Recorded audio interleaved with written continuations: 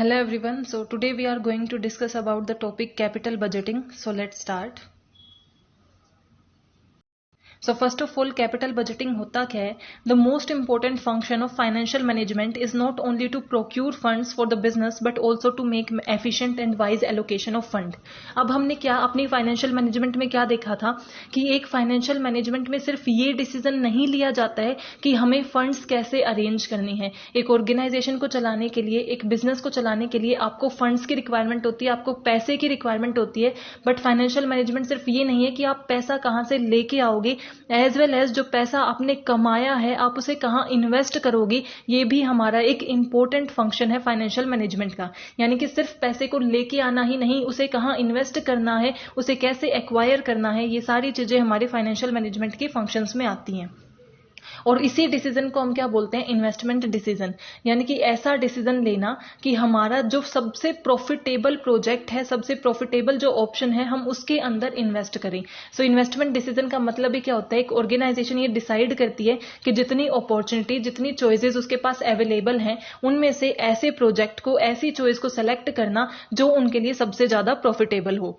Because a choice is to be made regarding the assets in which fund will be invested. हम क्या करते हैं कि जो पैसा हम लेके आए हैं, जो पैसा हमने कमाया है, अब हम उसे कहां इन्वेस्ट करेंगे, इस चीज का हमें डिसीजन करना होता है. और वो हमारा डिसीजन दो तरीके का हो सकता है, short term investment decision and long term investment decision. Short term investment decision क्या होता है? जब एक ऑर्गेनाइजेशन डिसाइड करती है कि उसे शॉर्ट टर्म एसेट्स में इन्वेस्ट करना है, ऐसे एसेट्स में इन्वेस्ट करना है जो विद इन 1 ईयर के लिए होते हैं, उनको हम क्या बोलते हैं? Short term investment decision. और जब एक ऑर्गेनाइजेशन लॉन्ग टर्म के लिए इन्वेस्ट करना चाहती है, लॉन्ग टर्म एसेट्स में इन्वेस्ट करना चाहती है, उसे हम बोलते हैं लॉन्ग टर्म इन्वेस्टमेंट डिसीजन. और उसी का दूसरा नाम है capital budgeting. So capital budgeting क्या है? कैपिटल बजटिंग ऐसा डिसीजन है कि एक ऑर्गेनाइजेशन डिसाइड करती है कि उसे कौन से लॉन्ग टर्म प्रोजेक्ट में इन्वेस्ट करना है और कौन से प्रोजेक्ट में इन्वेस्ट नहीं करना है. जो शॉर्ट टर्म डिसीजंस होते हैं उसको हम क्या बोलते हैं? Working capital decision. And long term के जो डिसीजन होते हैं उसे हम क्या बोलते हैं? Capital budgeting decision. So capital budgeting का मीनिंग आई होप आपको क्लियर हो गया होगा कि कैपिटल बजटिंग क्या है. जब एक ऑर्गेनाइजेशन ये डिसीजन लेती है कि क्या उसे कौन से लॉन्ग टर्म एसेट्स में इन्वेस्ट करना है और कौन से में नहीं करना है, that is capital budgeting decision. जिसके लिए वो वेरियस मेथड्स का यूज करती है, such as profitability method, net present value method, IRR method. Now features of capital budgeting. कि कैपिटल बजटिंग के फीचर्स क्या हैं? Funds are invested in long term assets. ये हमने मीनिंग में ही डिस्कस कर लिया कि अगर हम शॉर्ट टर्म एसेट्स की बात करते हैं तो वो वर्किंग कैपिटल से रिलेट करता है. जब एक ऑर्गेनाइजेशन को ये डिसीजन लेना होता है कि लॉन्ग टर्म एसेट्स में कब और कितना इन्वेस्ट करना है, उसे हम बोलते हैं कैपिटल बजटिंग डिसीजन. तो इसका फर्स्ट फीचर भी यही है कि ये वो फंड्स हैं जो इन्वेस्ट किए जाएंगे लॉन्ग टर्म एसेट्स के अंदर. Second is funds are invested in present time in anticipation of future profit. Because अगर आप लॉन्ग टर्म एसेट्स में कंट्रीब्यूट कर रहे हो, उसके अंदर इन्वेस्ट कर रहे हो, सो जो आपको रिटर्न्स मिलेंगे वो आपको साथ साथ नहीं मिलते हैं कि आप आज आपने इन्वेस्ट किया और कल आपको प्रॉफिट मिल गया या 1 महीने के अंदर आपको प्रॉफिट मिल गया. ऐसा नहीं होता है. अगर आप लॉन्ग टर्म इन्वेस्टमेंट कर रहे हो सो रिटर्न भी आपको लॉन्ग टर्म में ही मिलते हैं, टाइम के कुछ टाइम के बाद मिलते हैं. सो लॉन्ग टर्म इन्वेस्टमेंट क्या होती है? हम करते आज हैं बट किसको सोच के करते हैं, किस चीज को एस्टिमेट करके करते हैं कि फ्यूचर हमें कितना प्रॉफिट होगा. फ्यूचर में जो प्रोजेक्ट हमें सबसे ज्यादा प्रॉफिटेबल लगता है उसके अंदर हम क्या करते हैं? इन्वेस्टमेंट करते हैं.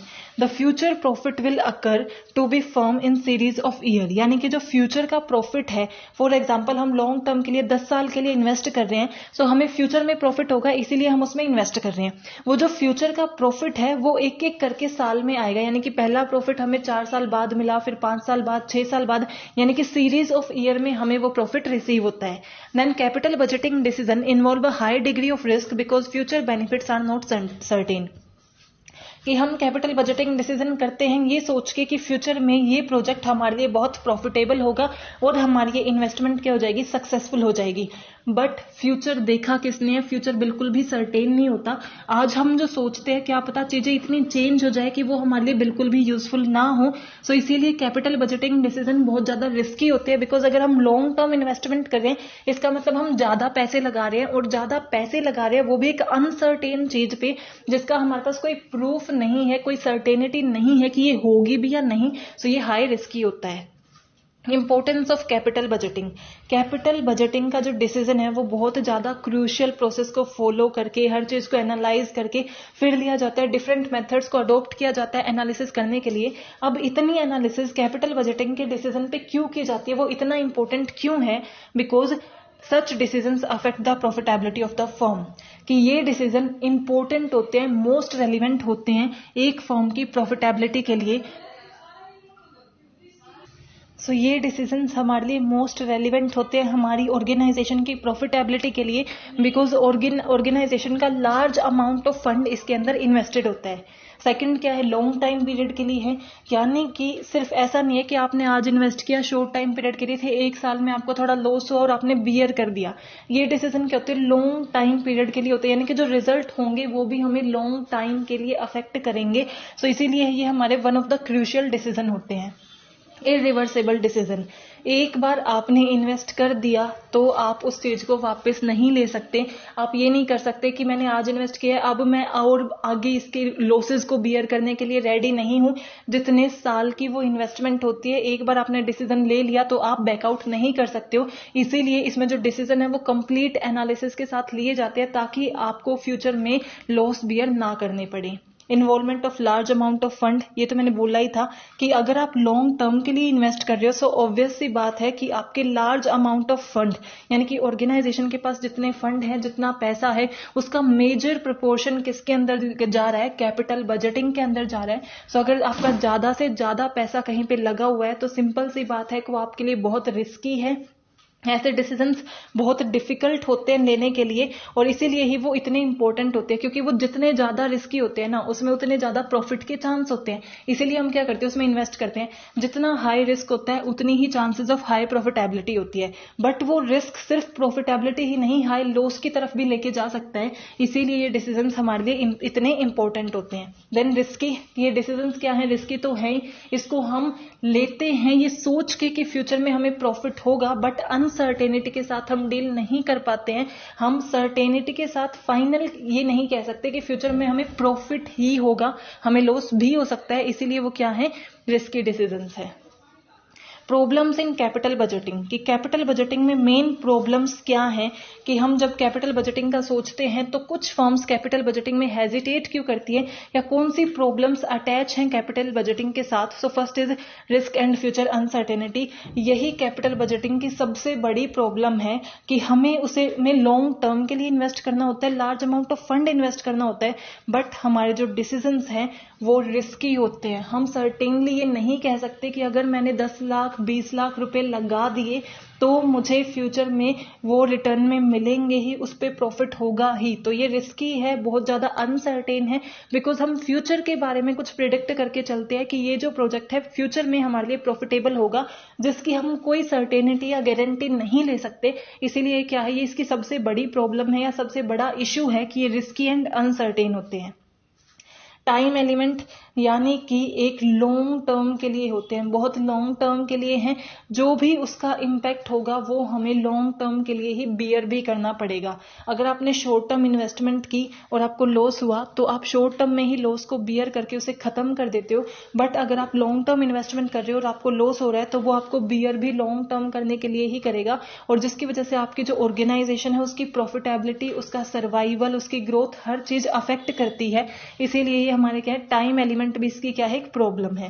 देन डिफिकल्ट टू मेजर, कि हम वेरियस मेथड्स का यूज करते हैं, जैसे पेबैक पीरियड मेथड है, कैश फ्लोज के अंदर आते हैं, IRR है, internal rate of return method, profitability method, but वो हमें एक्यूरेटली प्रिडिक्ट करके नहीं दे सकते।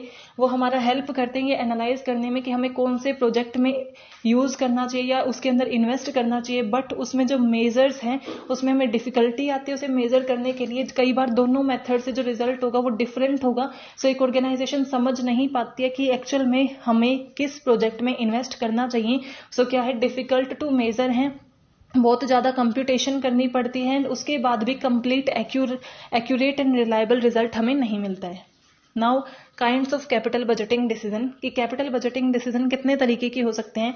First is accept and reject decision. Name ही सजेस्ट कर रहा है एक्सेप्ट एंड रिजेक्ट डिसीजन, यानी कि इसके अंदर अगर हमारे पास 5 प्रोजेक्ट के ऑप्शन है कि 5 जगह हम इन्वेस्ट कर सकते हैं, हमारे पास 5 अपॉर्चुनिटीज हैं, 5 चॉइसेस हैं, तो हमें क्या करना होता है, उनमें से हम सबको एनालाइज करते हैं और एक को सेलेक्ट कर लेते हैं और बाकियों को रिजेक्ट कर देते हैं। यानी कि हमें जो सबसे ज्यादा प्रॉफिटेबल लगता है, बेस्ट लगता है, जो हमें लगता है कि ये हमारी ऑर्गेनाइजेशन के लिए परफेक्ट है, उसमें हम क्या करते हैं, हम इन्वेस्ट कर देते हैं, बाकियों को रिजेक्ट कर देते हैं। बट वो पांचों के पांचों आपस में कंपीट, यानी कि एक दूसरे के साथ ऐसा नहीं है कि अगर हम पहले को एक्सेप्ट कर रहे हैं तो दूसरे को रिजेक्ट ही करेंगे। कई बार क्या होता है, उन्हें लगता है कि सारे ही बहुत प्रॉफिटेबल हैं, तो वो मैक्सिमम को चूज कर लेते हैं कि हम इन तीनों में इन्वेस्ट करेंगे। वो हमारे क्या होते हैं, एक्सेप्ट रिजेक्ट डिसीजन, यानी कि हम एक एक उसको स्टडी करते हैं। 5 अगर हमारे पास ऑप्शन है तो हम पहले को स्टडी करेंगे, अगर हमें वो प्रॉफिटेबल लगता है तो हम उसे एक्सेप्ट करते हैं, फिर रिजेक्ट कर देते हैं।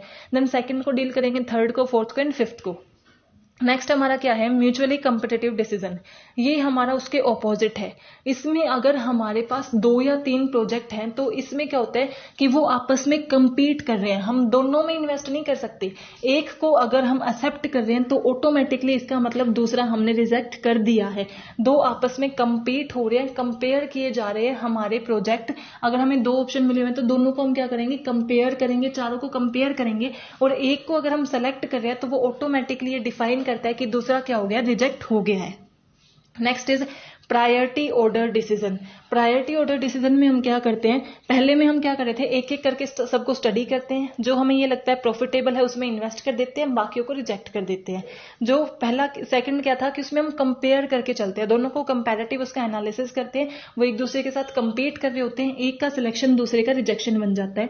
एंड थर्ड है हमारा प्रायोरिटी ऑर्डर डिसीजन, यानी कि जितने भी हमारे पास ऑप्शंस होते हैं उनको हम अपनी प्रायोरिटी के अकॉर्डिंग रैंक दे देते हैं, उनकी स्टडी करते हैं और उन रैंक के बेस पे हम ये डिसाइड करते हैं कि जो सबसे ऊपर होगा उसमें इन्वेस्ट करना है और बाकियों को हमें रिजेक्ट करना है। सो ये हमारे various kind of capital budgeting decision है। सो आज हमने क्या क्या डिस्कस किया कि कैपिटल बजटिंग क्या होती है, उसका मीनिंग, उसके फीचर्स क्या क्या हैं, क्या क्या इंपॉर्टेंस है कि कैपिटल बजटिंग का डिसीजन इतना इंपॉर्टेंट क्यों है, कौन सी प्रॉब्लम्स उसके अंदर आती हैं और क्या क्या काइंड्स के डिसीजंस होते हैं। So I hope you are clear with this topic. If you have any doubt please mention in comment section. Thank you and keep support.